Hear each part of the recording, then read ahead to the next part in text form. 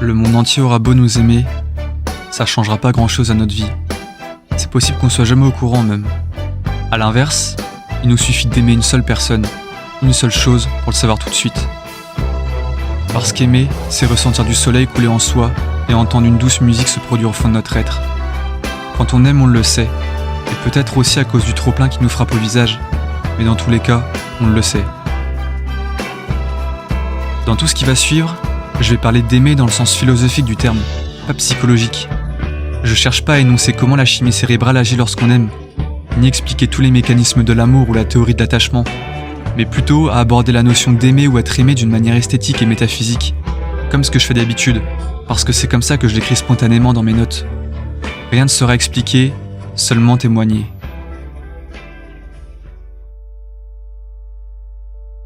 Est-ce que c'est grave si on aime plus qu'on est aimé ? Je pense que beaucoup de questions dans la vie sont faites pour ne pas être répondues, et celle-ci en fait partie. À la place d'y répondre, il vaut mieux observer en nous ce qu'elle touche, ce qu'elle fait questionner sans chercher à composer une théorie ou une dissertation casse-tête. Pour mon cas, j'ai toujours aimé aimer. Peu importe, qu'il s'agissait d'un sport, d'une activité, d'une personne ou d'un endroit, le fait même d'aimer une chose m'intéresse. D'offrir ce que j'ai en moi d'émotionnel, c'est ça qui est beau. Aimer, c'est se donner soi-même en quelque sorte. Et puis d'une certaine manière, donner aussi ce qui nous protège. Parfois même notre vulnérabilité. C'est offrir un certain pouvoir sur nous et sur nos humeurs. Mais peu importe les souffrances que ça engendre, aimer c'est vivre. Alors autant aimer tout ce qu'il est possible d'aimer, parce que le pire dans la vie, c'est pas la mort, c'est de ne pas avoir aimé.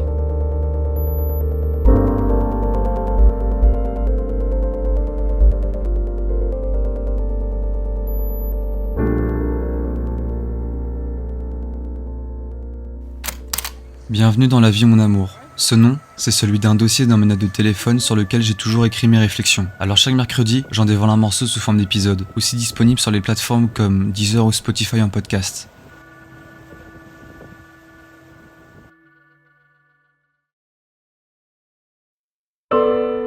Je pense que le contraire de l'amour, c'est pas la haine, mais plutôt l'insensibilité. Quand le cœur ne vibre plus pour personne, ni pour rien, qu'il ne sert qu'à pomper du sang pour survivre.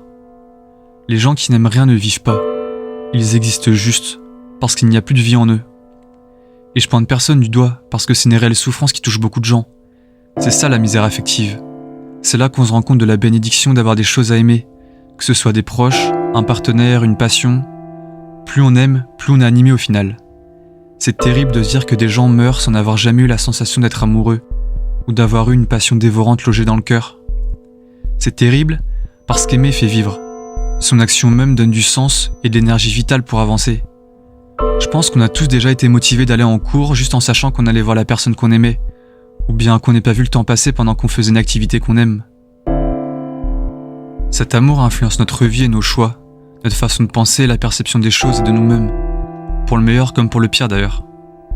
L'amour présent influence notre futur, nos projections internes et personnelles, nos ambitions même souvent. Mais le fait d'aimer purement en tant que tel signifie ne pas avoir d'attente, ne rien espérer en retour, ne pas vivre dans l'attente d'un futur qui n'existe pas encore. Et puis, peu importe qu'une relation se finisse ou qu'une passion s'efface, le but, c'est que cet amour ait existé. Quoi qu'il se passe, je pense que les personnes ou les choses que nous avons aimées dans le passé, on les aimera toujours à travers nos souvenirs pour la place qu'ils ont occupée dans notre cœur. Même si aujourd'hui, dans le présent, on ne les aime plus, l'amour qu'on a éprouvé envers elles tel qu'il était au moment d'aimer est plus fort que le temps qui passe, parce que les conflits n'effacent pas l'amour du passé, ils affectent seulement celui du présent et détruisent celui du futur. Cette façon de voir les choses, j'espère que je l'aurai en moi toute ma vie. Être dans la gratitude des gens ou des choses qu'on a pu aimer dans le passé, quoi qu'ils se produisent par la suite. Je trouve même qu'aimer vieillit bien et prend même de la valeur avec le temps quand on accepte que les choses aient une fin. Quand on arrive à voir ce que chaque amour nous a apporté, les sourires comme les chagrins. Que ce soit pour une relation amoureuse, une passion ou des convictions.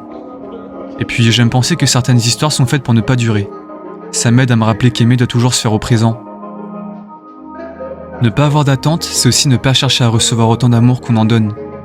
L'amour véritable réside dans la capacité à donner, à aimer sans retour dans la gratuité des choses. Ça veut pas dire que j'arrive à aimer de cette façon, parce que c'est quelque chose qui se travaille. Et puis je pense que j'ai pas vécu assez de choses pour pouvoir être en mesure de dire si l'amour doit être conditionnel ou pas. Ça dépend surtout des personnes et des envies.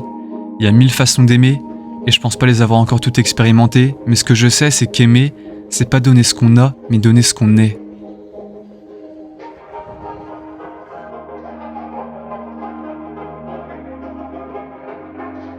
Par ce principe, donner à quelqu'un, c'est donner aussi à nous-mêmes.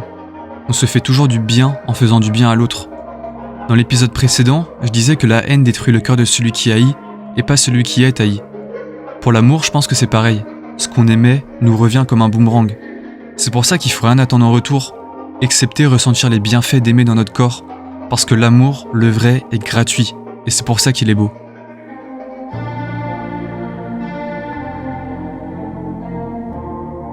Tous les aspects négatifs qui ressortent lorsqu'on aime, comme les problèmes de comparaison, le manque de confiance en soi, la possession, ne sont pas de l'amour à proprement parler, mais plutôt des blessures que l'amour peut révéler parce qu'on est confronté à nous-mêmes.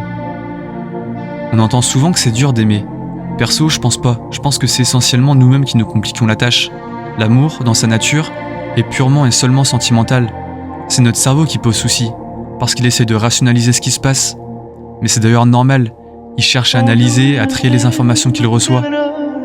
Tout être qui aime doit accepter de porter ce poids. Et c'est ça le risque.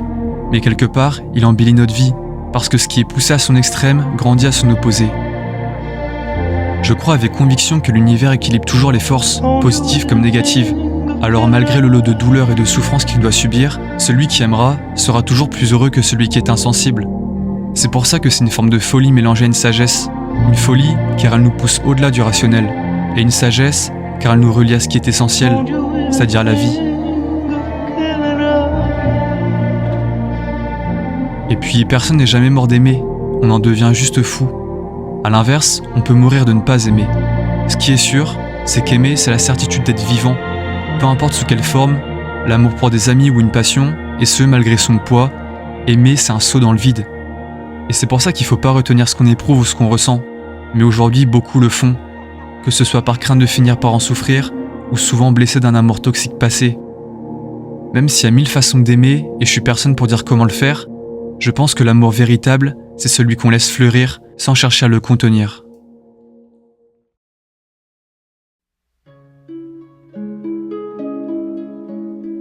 Aimer, c'est vibrer, c'est s'offrir, c'est boire un grand verre de vitalité, c'est se créer des souvenirs et avoir une raison de sortir de son lit le matin. Parce qu'être aimé, c'est rien de tout ça. C'est seulement exister dans l'œil de l'autre. Mais pourtant, on veut presque tous l'être. On cherche à avoir de la valeur dans les yeux des autres. Et quelque part, il y a un intérêt à ça. Parce que j'aurais beau faire l'éloge d'aimer pendant des heures, qu'est-ce que ça fait du bien de recevoir de l'amour, se sentir précieux aux yeux de quelqu'un, se savoir utile sans même rien faire, en étant seulement ici présent.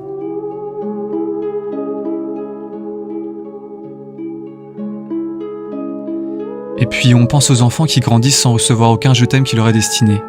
Les millions de personnes en mêlent d'amour qui tiennent par la main leur solitude chaque jour. Ceux qui n'osent plus aimer par crainte de devoir encore sacrifier des années. Ceux qui aiment ceux qui les font pourtant souffrir. Ceux qui n'ont personne à embrasser le soir, hormis les souvenirs d'un proche monté au ciel.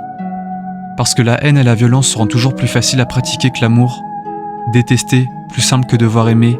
Le seul conseil que je puisse donner à celles et ceux qui manquent d'amour dans leur vie, je vous dirais d'aimer. Ne cherchez pas à l'être.